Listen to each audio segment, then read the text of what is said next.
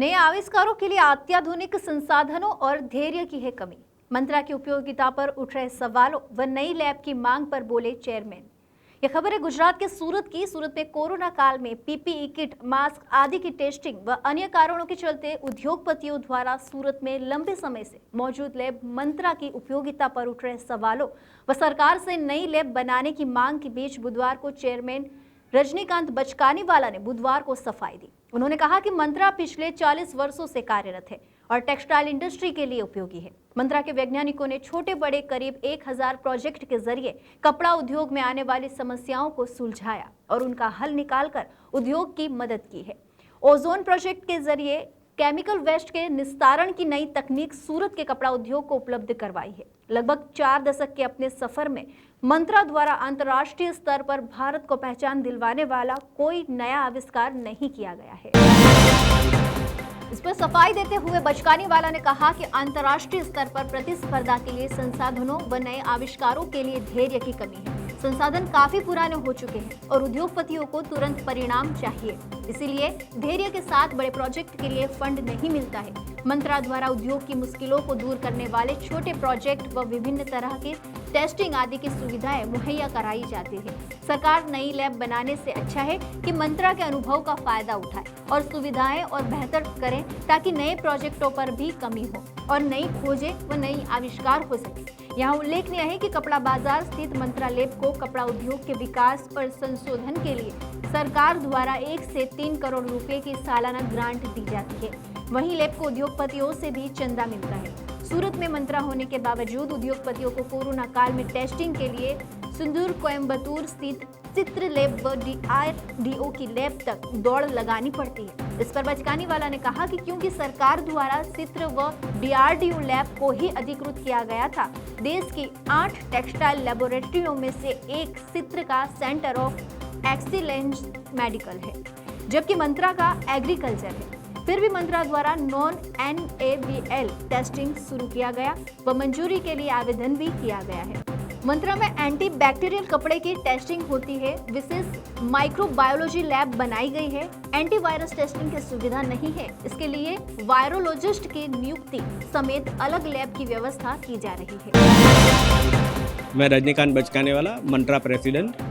आज जो ये प्रेस कॉन्फ्रेंस के लिए आप सबको बुलाया था, वो मंत्रा की जो कार्यशैली है उसे हमें समझाना था।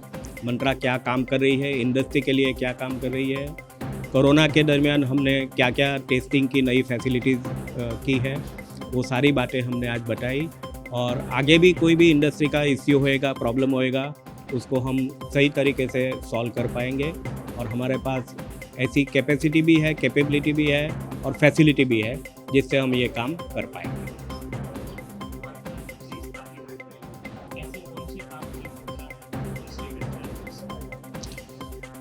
वैसे तो बहुत अनगिनत काम है, क्योंकि क्या है कि मुख्यतः जैसे मैंने ये ओजोन का बताया, वो हमने बड़े अच्छे से किया है।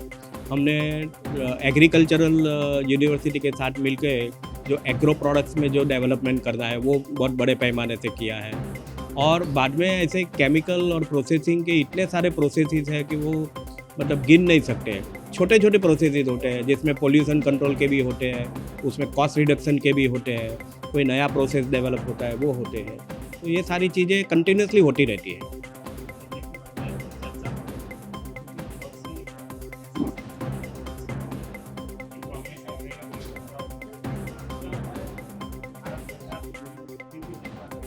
नहीं, मंत्रा चर्चा में जो टेक्सटाइल, हम लोग क्या जनरल न्यूज़पेपर में शायद हमारे इतने रिपोर्ट नहीं आते होंगे, बट अदरवाइज जो जितने भी टेक्सटाइल पब्लिकेशन हैं या गवर्नमेंट के जो टेक्सटाइल से जुड़े हुए लोग होते हैं वो मंत्रा के बारे में बिल्कुल जानते हैं।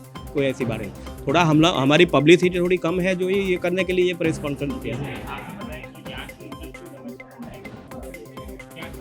नहीं, इंडस्ट्री सपोर्ट नहीं करे ऐसा नहीं है, इंडस्ट्री को पता नहीं है।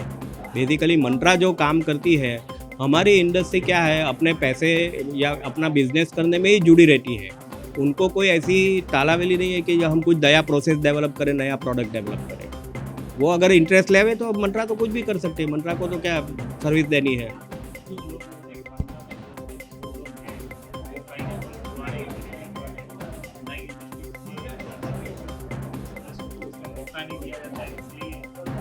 नहीं नहीं, ये बात गलत है, क्योंकि देखो पुराने लोग या नए लोग की कोई इंडस्ट्री तो वही है, कोई ऐसा नहीं कोई आज आएगा तो वो नए तरीके से इंडस्ट्री एस्टैब्लिश करेगा, प्रोसेस तो वही होते हैं।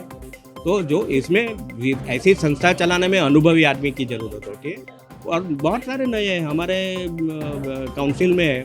पिछले 3 साल में कम से कम 10-12 ऐसे लोग हैं जो फर्स्ट टाइम आए हैं। ऐसी बात नहीं, जो इंटरेस्ट लेते हैं उसको हम इनवाइट करते हैं। कोई पण इंडस्ट्री से कनेक्टेड आदमी होगा वो इसमें मेंबर भी बन सकता है, काउंसिल में भी आ सकता है, अपना कंट्रीब्यूशन भी दे सकता है। मार्केट नहीं, व्यापारी नहीं, क्योंकि व्यापारी का मैन्युफैक्चरिंग में कोई नहीं। हाँ नहीं, मिल से जुड़े नहीं, देखो नहीं, वो नहीं आ सकते कि वो कंट्रीब्यूट नहीं कर पाएंगे ना, वो क्या टेक्निकल कंट्रीब्यूशन करेंगे।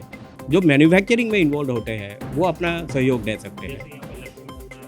हाँ तो है, हाँ हाँ लक्ष्मीपति हमारे मेंबर नहीं है अभी वो, बट लक्ष्मीपति का कई बार काम होता है, हमारा इंटरेक्शन उनके साथ होता है, कोई बात नहीं। जितने भी बड़े प्रोसेस होते हैं सबके साथ होता है।